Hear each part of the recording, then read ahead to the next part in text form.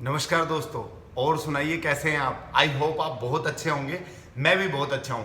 My dear, कहते हैं कि किसी भी इंसान की मेहनत, उसका लक जिंदगी में सक्सेसफुल होने में काम करता है सिर्फ 1%।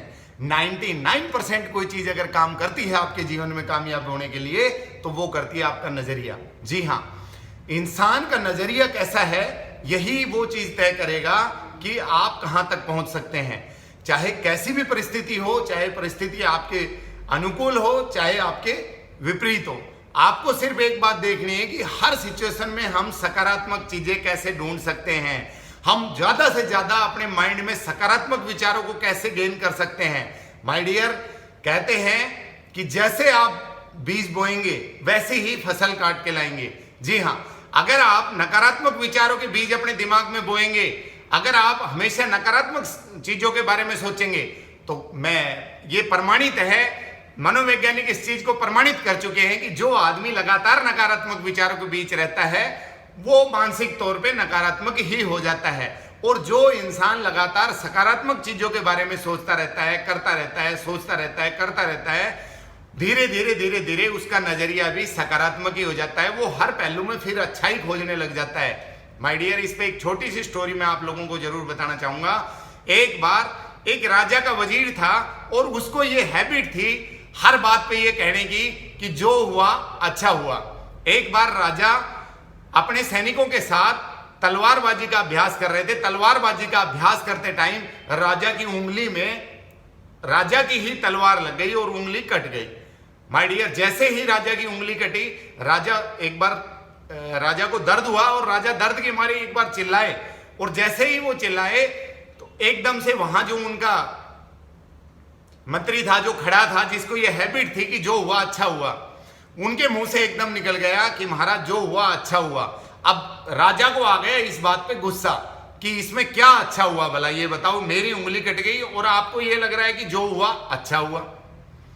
तो बोले कि अब राजा ने आदेश दिया अपने सैनिकों को कि भैया मेरे को तो आप बाद में इसका ट्रीटमेंट करना, मेरी उंगली का, सबसे पहले इस मंत्री को उठा के बंद करो, क्योंकि ये बताओ, ये इस बात पे भी मेरे यहां दर्द हो रहा है, ये बोल रहा है कि जो हुआ अच्छा हुआ। तो माय डियर, उस वजीर को या उस मंत्री को उठा के और कारागार में सैनिकों ने डाल दिया। बोले मंत्री इसको लेके जाओ और इसको कारागार में डाल दो। अब थोड़ा समय निकल गया, 1 दिन 2 दिन, और 2 दिन समय निकलने के बाद राजा के मन में आई कि चलो यार आज शिकार पे चलते हैं, जंगल में चलते हैं शिकार के लिए। तो माय डियर, वो चले गए और सैनिकों को भी लेके गए। तो वहां उनको आदिवासियों ने राजा को बंदी बना लिया। अब आदिवासियों ने राजा को बंदी बना लिया और राजा को उल्टा लटका दिया, और उल्टा लटका के और राजा की बलि चढ़ाने के लिए वो लोग तैयार हो गए। जब वो उसकी बलि चढ़ा ही रहे थे कि इतनी देर में उन आदिवासियों में से एक बंदे ने कहा कि महाराज हम इस इंसान की बलि नहीं चढ़ा सकते, क्योंकि ये संपूर्ण नहीं है, इसकी तो उंगली कटी हुई है। तो माय डियर, सब लोगों में एकदम उसको, राजा को कहने का मतलब मेरा ये है कि राजा को वहां छोड़ दिया गया। राजा को देखा कि भई हाँ ये संपूर्ण नहीं है, उस उंगली कटी होने के कारण राजा को वहां से छोड़ दिया। अब राजा जैसे ही अपने राज्य के लिए जा रहे थे तो उनके दिमाग में एकदम वही विचार आया कि यार मेरा मंत्री सही बोल रहा था कि जो हुआ अच्छा हुआ, लेकिन ये तो उनके साथ तो गलत हो गया। तो राजा सीधा वहां कारागार में जहां मंत्री को बंद किया था वहां पहुंचे और वहां आके बोले कि भाई वेरी वेरी सॉरी, या गलती हो गई, मेरे को नहीं पता था, आप सही कह रहे थे कि जो हुआ अच्छा हुआ। चलो मेरे साथ तो अच्छा हो गया कि मेरी जान बच गई, लेकिन आपके साथ तो बहुत गलत हो गया, क्योंकि आप तो कल से कारावास में बंद हो, आप तो यहाँ पे बंद थे, आप पे कोड़े भी मारे होंगे मेरे सैनिकों ने, तो आपको तो कष्ट हो गया। तो वो बंदा फिर हंसा और मुस्कुरा के बोला कि नहीं महाराज, जो हुआ अच्छा हुआ। बोले यार इसमें क्या अच्छा हुआ बताओ आप, इसमें क्या अच्छा हुआ कि आपकी पिटाई होगी बेफालतू में, क्या अच्छा हुआ?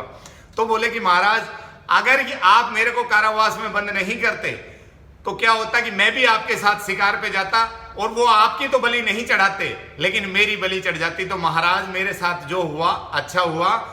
तो इस कहानी से हमें क्या सबक मिलता है? सिर्फ एक ही चीज का मिलता है माय डियर, कि जिंदगी में हमेशा एक बात याद रखें कि जो आपके साथ हो रहा है वो बहुत ही बेहतरीन हो रहा है, क्योंकि भगवान की व्यवस्था में किसी भी तरीके से कोई कमी नहीं है। सो हमेशा सकारात्मक चीजों के बारे में सोचें और जीवन के उन पहलुओं के बारे में सोचें, अपनी खुशियों के बारे में सोचें, अपने अच्छे से अच्छे के बारे में आप सोचें, अपने अच्छे स्वास्थ्य के बारे में आप सोचें।